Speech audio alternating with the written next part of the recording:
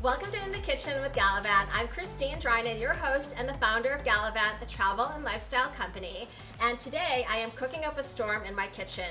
But one of the dishes I think that I make best are scallops.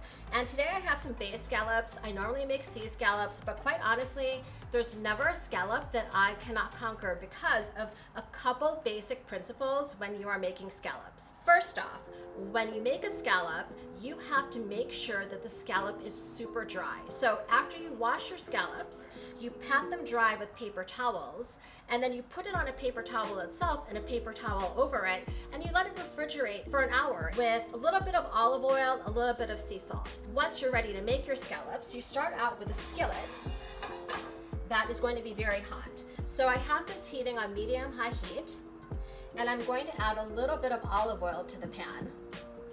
And I'm gonna let that heat up for about a minute, minute and a half until it is really nice and hot. You're then going to take, in this case, little bay scallops, and you are just going to put them into the pan. Ooh, listen to that sizzle. I'm going to make sure that the scallops are all, first off, sitting in the right direction because you want your scallops to cook evenly. So you want to make sure that you cover the bottom of the scallops and everyone gets a little bit of olive oil love because that's what's going to make your scallops brown up perfectly.